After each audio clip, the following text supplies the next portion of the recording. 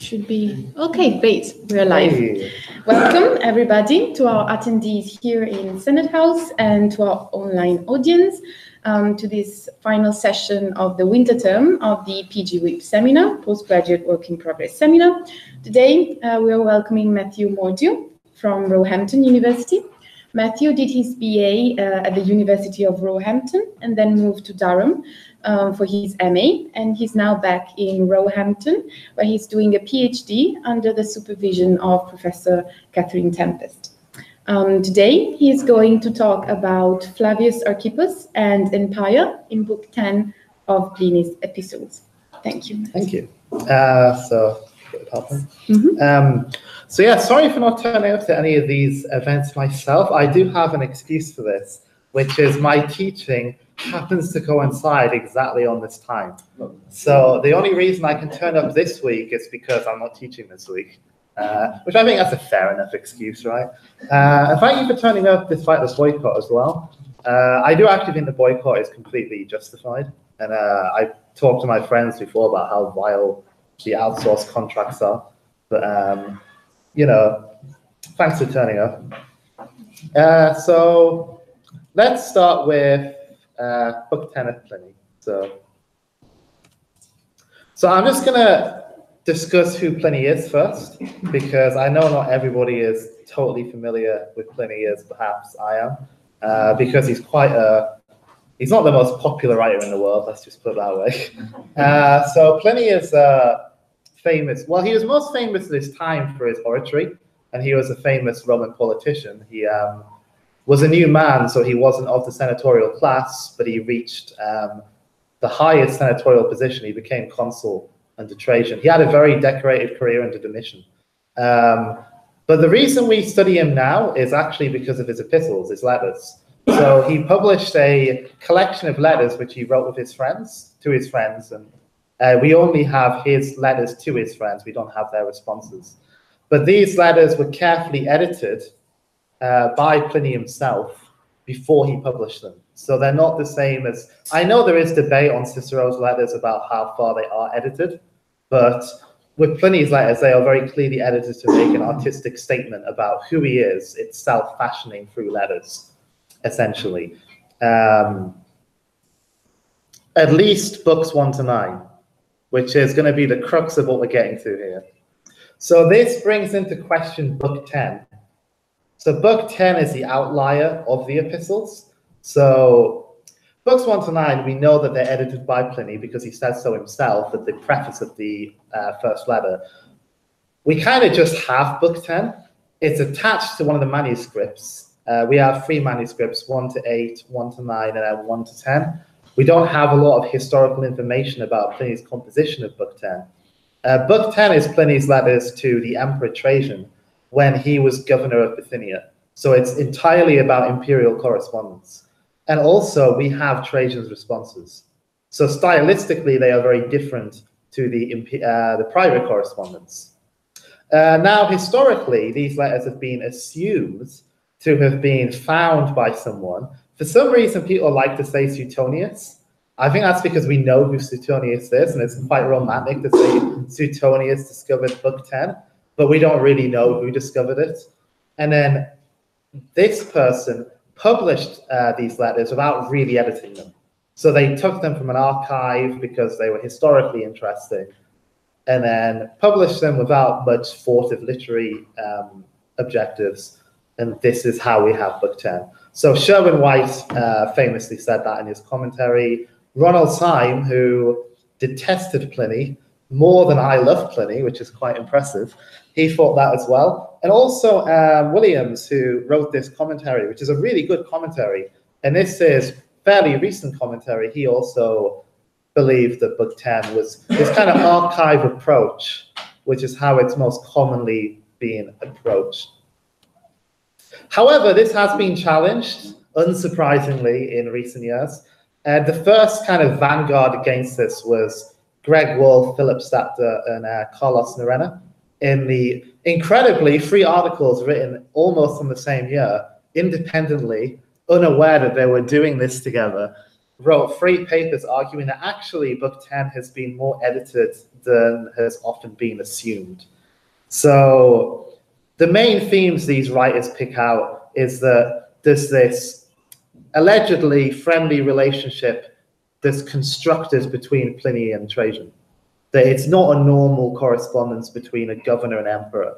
One of the examples they use of this is that Trajan calls Pliny me carissime, which roughly means my dearest Pliny. It's been argued that maybe this isn't quite as close as it's been argued by Greg Wolfe, but that was one of the themes they put forward. The other one is that it's actually carefully edited to make Pliny look good as a governor and Trajan look good as an emperor. That depends on what you think of Book 10, because a lot of people read Book 10 and think Pliny comes across terribly as like this incompetent governor who doesn't know what he's doing. But that was the argument they put across. Now, this was largely ignored, actually, until very recently. These articles were considered, there was a time, and this only went away a few years ago, when this was considered crazy talk.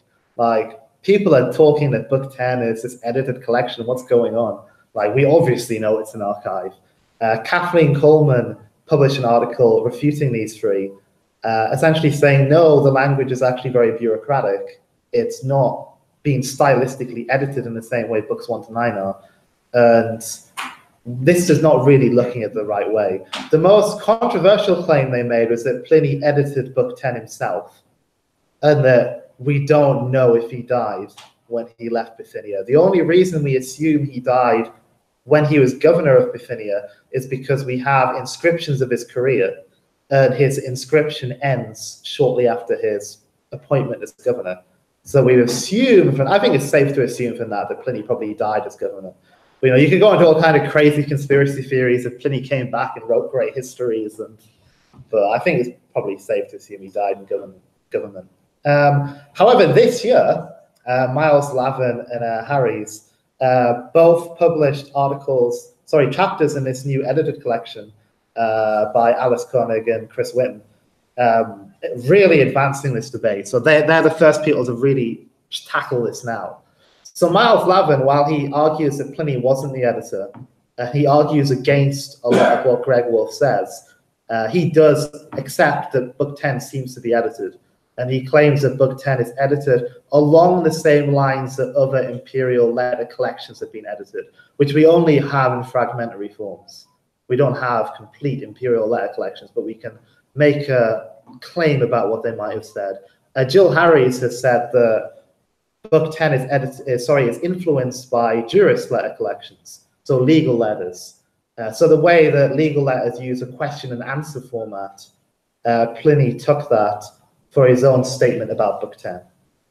Now, there's obviously a lot to tackle here, isn't there? So what I'm going to do is try to approach this slightly differently. Ultimately, we don't know who the editor is, and we will never know who the editor of Book 10 is, because it's speculation. There's no way to know, because Pliny never says he edited it. However, there are clearly some basic signs of editing that we can take from this scholarship. So, for example, there's basic document omission. So Pliny will say that he attaches documents to letters and they're not there. That's a basic sign of editing. Complex terms are explained. So when Pliny talks about foundlings, he explains what foundlings are. Now, he's either doing that because Trajan has no idea what Pliny's talking about, or more realistically, he's doing that to explain to his audience these complex Bithynian terms which a Roman audience would not be familiar with. Pliny, of course, had a lot of experience in working with the Bithynians before he came to the province as governor, which is why he knows a lot about the terminology. There's little repetition, and also the letters are ordered logically. So we don't have Pliny addressing a letter to Trajan and then 5 letters later getting a response. Because this isn't the age of Facebook messages where you send a message and get one back. Letters would take a long time to be traveled back and fro, and you would have jumbling up between waiting responses. That does not happen. So that's clearly a sign of editing. However, like a more substantial one for the artistic statement is that there are 14 letters at the start of Book 10 which have nothing to do with Pliny's role as governor. They're before Pliny was made governor.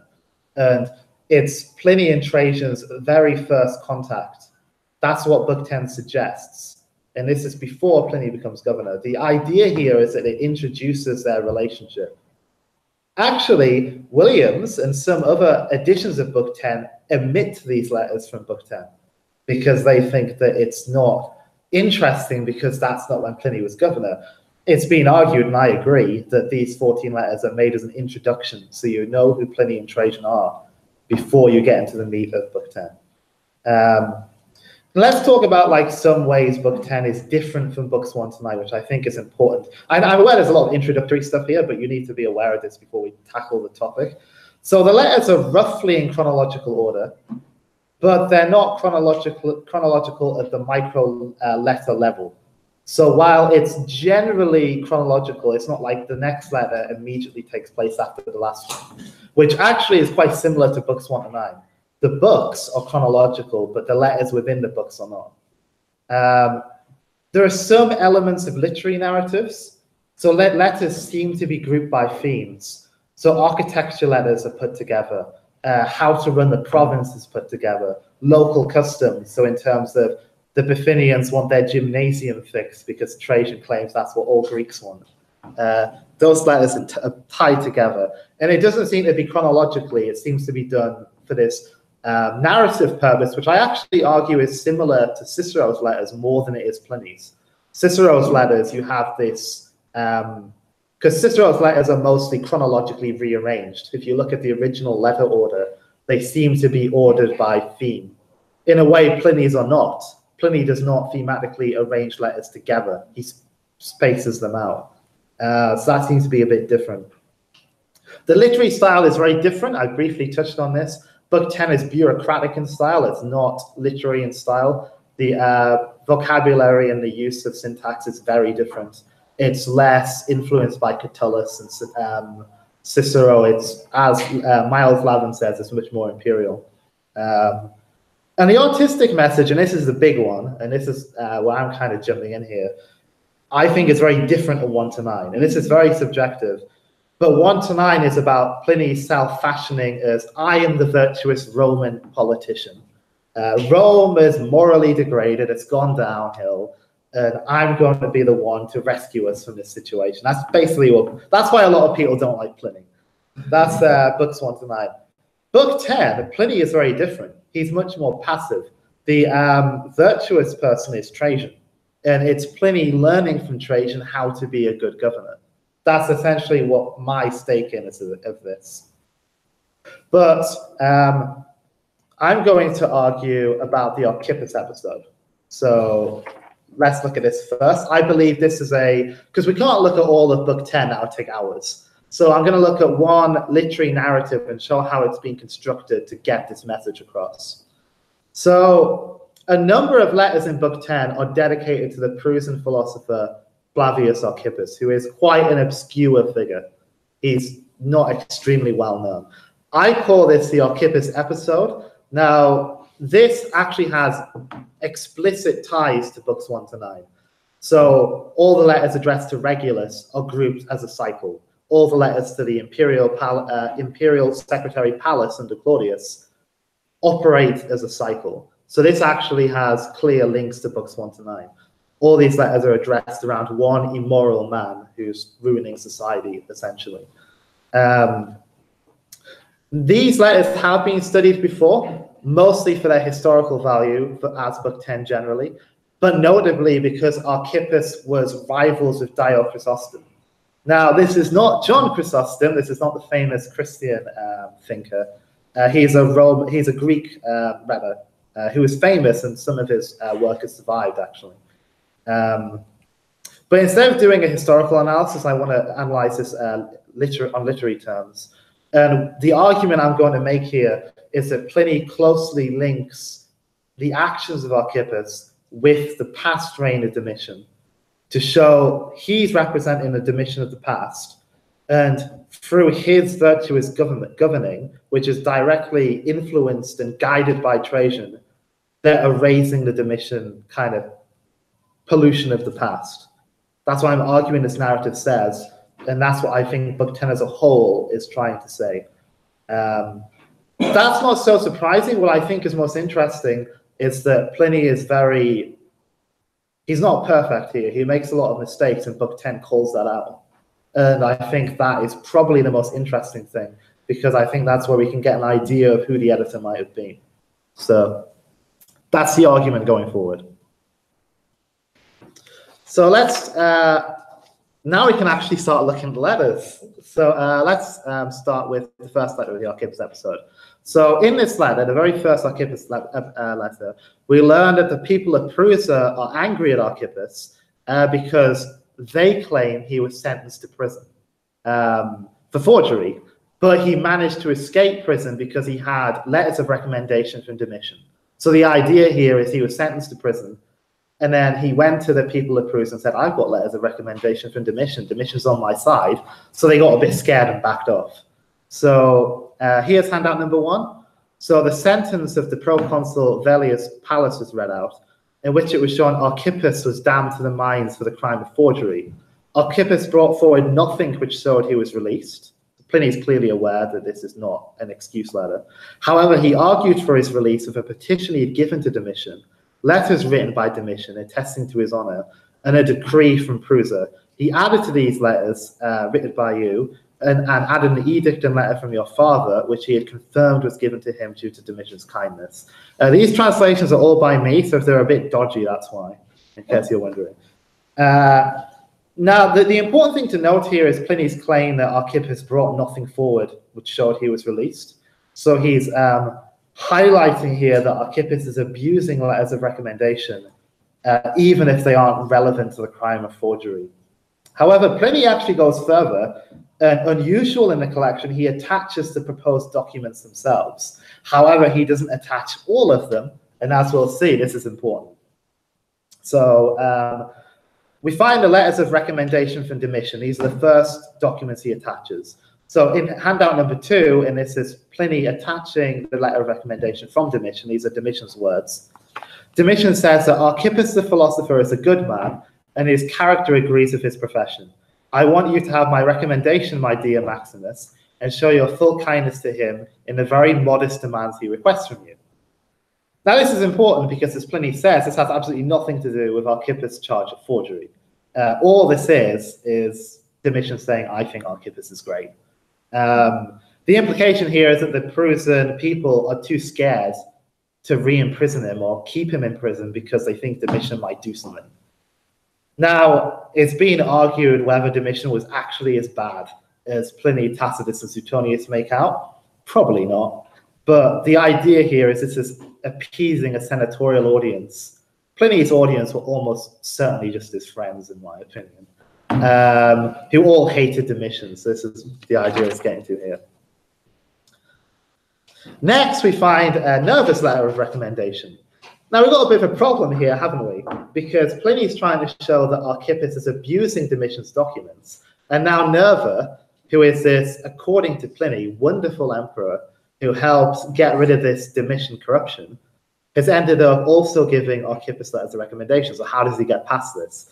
So he does this in a wonderful way where he claims that Nerva was aware what was going on, but he's full of clementia and he's merciful and he's just being kind. So in handout number 3, Nerva says, I do not want to think that anyone, because he acquired from another emperor either privately or publicly, will have his favors withdrawn by me, so that preferably he owes to me instead, which I think is quite funny. All favors are certain and fixed, nor are any renewed wishes necessary for the joy of anyone whom the fortune of the empire has smiled upon with a kinder face. So in other words, I'm not going to get anyone's favors revoked just because Domitian gave them. This is reinforced in handout number 4. When the order of all things which are begun and finished in earlier times are heeded, even the letters of Domitian must stand.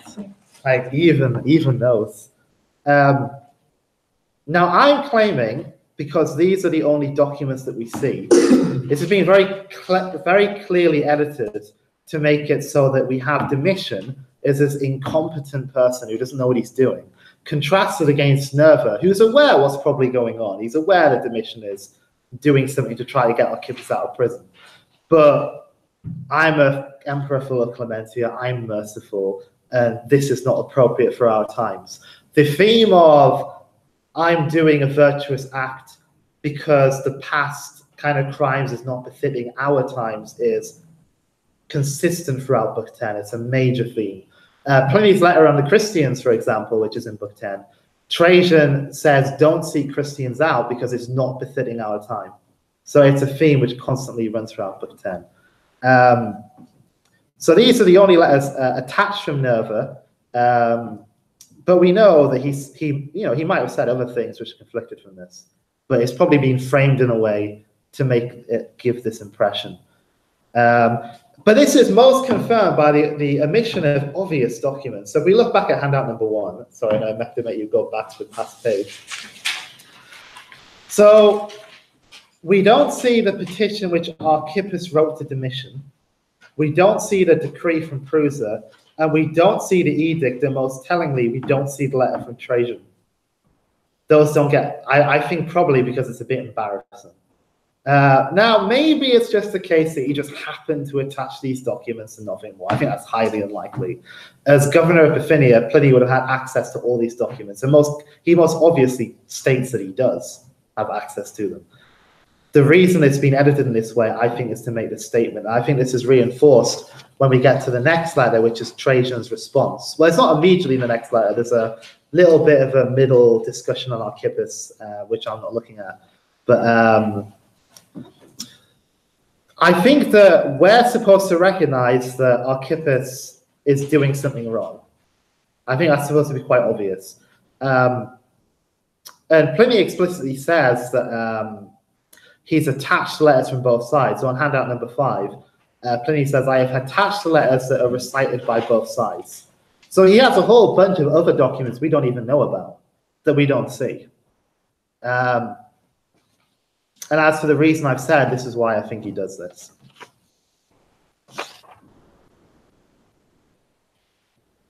So now Trajan's reply is what continues this. So we could assume that Domitian might have done this out of incompetence. Maybe Domitian had no idea that Archippus was put in prison. However, Trajan quickly shoots this down in the response. So on handout 6, this is Trajan's response to Pliny. Indeed, it is possible Domitian was ignorant about Archippus' position when he wrote at such length about his honor, but it is more befitting my nature to believe that the intervention of the emperor was to rescue him from his situation, especially when the honor of his statues was decreed so many times from the people of Prusa, who were not ignorant about what the proconsul Paulus had announced against him. So we learn from Trajan that Domitian was not simply used unwittingly by Archippus. He was aware of what was going on. There's an implication here that Domitian and Archippus might have been partners in crime, especially because Archippus went to prison for forgery. So there's even the question of how much of what Archippus is sending is true. There's also that element as well. However, I think what's most interesting is that we recognize that there's probably something going on here, and Trajan calls it out. So and in handout number 7, Trajan says, however, my dearest Pliny, these things do not mean that if any new charge is provided against him, you think you should listen less to it. Likewise, I have read the petition of Furia Prima, his accuser, and that of Archippus himself, which we don't have, both of which you have attached to your letter, which we don't see. So what he's saying here is, even though Nerva gave him mercy, and I think that's the correct action, that doesn't mean that if any new charge is brought against him, you should therefore just assume not to do anything, which is what Pliny is doing in this letter. So this kind of completes what's going on. You have Domitian, who doesn't know what he's doing or is complicit in it. You have Nerva, who is showing a sign of mercy. Then you get Trajan's response, where he says, we should be merciful, but if any new charge is brought against him, then convict him. It's this very clear build-up. And if it had other documents, it would muddy it up. And I think that's the reason why the documents are being presented in this manner. But what I think is interesting here is Pliny explicitly has to learn good practice from the emperor. And this is very different to books 1 to 9, where he's almost ludicrously presented in a virtuous manner. Like he goes into the Senate and the entire Senate embrace him and start kissing him because he restores honor to the Senate and they can't believe. Like in letters 8.14, he single-handedly restores honor to the Senate and so I can't believe how much the Senate loved what I was doing. That's like, I'm sure you can believe. But it contrasts so much that it's clearly going for a different message here. So let's go to the next major event. So that's the first event of the Archippus episode. Some 20 letters later, Pliny continues the narrative. So, and this is quite common in Pliny. He'll usually have letters which are separated by 20, 30 letters. This is a common Plinian technique. So in the next major episode is the rivalry between Archippus and Dio Chrysostom, which is the episode of, is an event of this episode which is most studied in scholarship. So Pliny tells us that when he was about to leave Prusa and go on other imperial business, he learned that Archippus had charged Dio for dishonest conduct. So see handout number 8. Then Eumolpus, representing Flavius Archippus, said that the accounts of Dio's work should be examined before the building he handed over to the city because he had made and had been responsible for dishonest conduct. So there's clearly some kind of rivalry spat going on here. What's most interesting, however, is that Pliny presents Archippus charging Dio with maiastas, which is treason. So in handout number 9, this is Archippus. This is Pliny recounting what Archippus has said. He even added that your statue, i.e. Trajan's statue, had been placed in the same building as where the corpses of Dio's wife and son were buried, and demanded that I examine this for the tribunal. What this means is that the statue of Trajan has made these grounds consecrated. So Dio has technically had his family buried in consecrated grounds, which is treason. Now, this has significant implications if you understand the general practice of maiastas and Pliny's attitude to it in particular. So Pliny hates maiastas, he hates treason charges.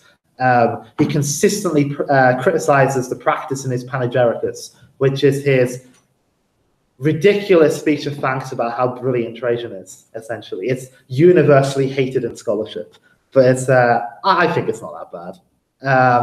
So this is most notable when Pliny praises Trajan for abandoning the practice of maiastas. So see handout number 10. The imperial exchequer and treasury were not so enriched by the Draconian and Julian laws than the charge of high treason maiastas, the singular and only way of charging men who were free from crime. And this is absolutely essential, the idea that people are charging rivals for maiastas because they have no way of bringing them to court. You completely eliminated the dread of this accusation, satisfied with the greatness which no one lacked more than men who claim themselves to grandeur. So if you're familiar with Pliny, and I'd say that if you're a Roman reading Pliny's book 10, you're probably familiar with an already pretty obscure author. There's an irony here, because Pliny is very critical of maiastas, and he's praised Trajan for getting rid of it. And here we have Archippus bringing the practice back. However, it's not just that Trajan got rid of maiastas. Domitian is very closely linked to it. So the picture on the right is Vinius Priscus, who is praised after his death by various people because he the idea is that he was in opposition to Domitian. He was politically resistant against him, and he was executed for maiastas. And this is important, as we'll find, for a reason. So allegedly, according to Pliny, Tacitus, and Suetonius, Domitian had brought back maiastas after it had fallen into disuse under the emperors Vespasian and Titus, who, while the free writers are not entirely positive about them, they clearly prefer them to Domitian.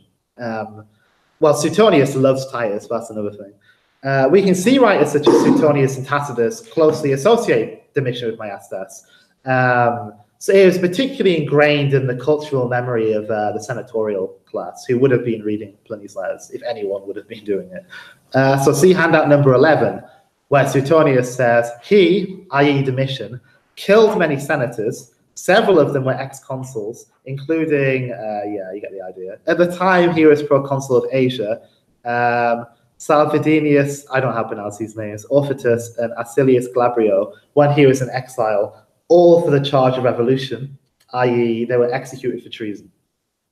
Tacitus, writing at a similar time to Pliny, this is in the Agricola, a contemporary work of Pliny's private letters, tells us that Domitian didn't only kill people for Maiestas, but he burnt their books and destroyed their literary legacy. So in handout number 12, he says that I read that when Phrasiopeitus was extolled by Arrulenus Rusticus and Vinius Priscus was praised by Herennius Senecio, this was a capital crime, not only for the writers themselves, but even for their books, even for their literary works. In the Panegyricus itself, as I've said, he closely identifies Domitian with Maiestas. But in another work which he published, which actually has been lost, we don't have, you only know about this if you're in the deep end of Pliny scholarship. He wrote a book, well, he delivered a speech in praise of Vinius Priscus, who had been executed in Domitian, rather cowardly after Domitian had died. So he waited until Domitian died, then spoke up, and gave a speech in favor of Vinius Priscus. This was his big moment in court. This is his like career entrance. This is how he made his name. And he published this speech, and it was called In Vindication of Vinius Priscus. So people would have known Pliny most because he was closely tied to support of the Stoic opposition, even if he did so rather cowardly. And in books 1 to 9, he claims that he was like, it's almost a bit ludicrous. He claims he was secretly in support of the Stoic opposition, and Domitian just never noticed. If you believe that, it's up to you. I think that if you were reading Book 10 as a Roman of this time, it would be impossible to disassociate Archippus' support of treason with Domitian's, for all of the reasons I've given. So while Domitian is not explicitly named, I think he's looming in the background, especially when we consider that Pliny has already built this idea that Domitian and Archippus are sort of partners in crime. In the previous event, I think this backs it up. So here's where Pliny kind of messes up a bit. So Pliny expresses uncertainty about what he's supposed to do in this case. So he asks Trajan for advice, which is basically what Book 10 is about. I think it would be pretty clear to the audience that Pliny should just reject Archippus' claim. That should be pretty obvious. Pliny draws to attention that most of Archippus and Dio's statements about each other have nothing to do with any sort of case. So in handout number 13, he kind of humorously says, there are many words on both sides. Some are even about the case, which I think is quite funny. So that when we reach Trajan's response to this letter, Pliny's improper handling of this case is anticipated, and Trajan calls it out. So Trajan tells Pliny that he should have handled the case better. This usually gets softened a lot in translations. So in handout number 14, Trajan says, you did not have to hesitate, or you should not have hesitated, my dearest Pliny, on the matter which you decided you should consult me on, since you know best my manner that reverence for my name should not be obtained from the fear of men or the terror of high treason. While he's very polite here, what he's saying is, you should not have asked me, you know that I don't do this. Which sometimes gets softened into, oh, Pliny, don't worry, you don't need to ask me this. It's quite shocking how this gets kind of softened in translations. This is obviously clear praise to Trajan, but it's also showing that the Archippus' actions are linked to the past stage of Domitian. This isn't something we should be doing anymore. That's essentially the idea. So it's not just a type of panegyric in praise of Trajan. We're seeing it actually happen, which is why I think this is quite innovative. It's a new type of panegyric in a way, I think. It's also important to consider the literary implications here as well. This kind of interaction between reader and Trajan and their responses towards Pliny. I'm sure those who know more about narratology and literary theory would know more about this than me. So in a way which mirrors the last event of the Archippus episode, Pliny has learned from Trajan. So let's consider some narrative implications here.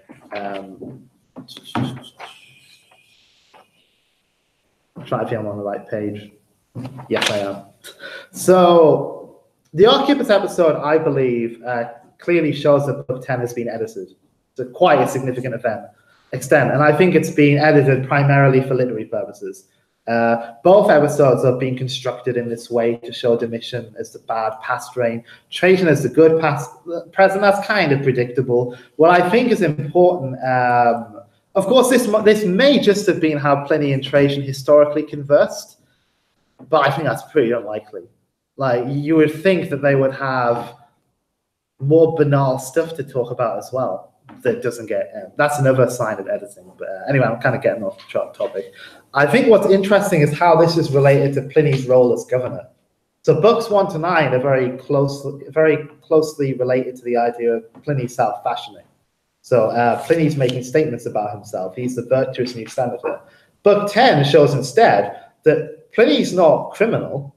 He's not bad. He doesn't commit crimes. He's not corrupt. I think that in itself is important because of this topos in Roman imperial and late Republican literature that governors are inherently most of them are inherently kind of corrupt. If you think of Verres, for example. So Pliny is kind of a new governor in a way. He's this governor who has the right intentions. He's not criminal, he's not corrupt, but he also needs guidance. And Trajan fills that role as guide of Pliny. And I think that's the self-fashioning that's going on there. It's about not just being a good governor, as Greg, Wolf, and others have argued. It's about how to learn to be a good governor. And that's a statement for other Romans who probably are thinking of doing this.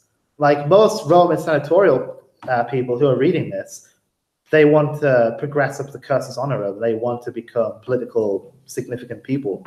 And I think this is a reason for it. So this brings us to the kind of speculative question of who edited Book 10. So we're not really going to know, but I think what it can show is whoever did edit Book 10 had an interest in promoting Trajan's reign, and they had an interest in presenting Pliny as the new type of governor. And this might be unsurprising, but I think it's Pliny. So that's where I'm calling the bet. And that's the end of the presentation. I put a picture here of Angelica Kaufmann's thing of portrayal of the eruption of Vesuvius, because I just think it's wonderful. Such a good portrayal of that weather. But yeah, that's the end of the presentation.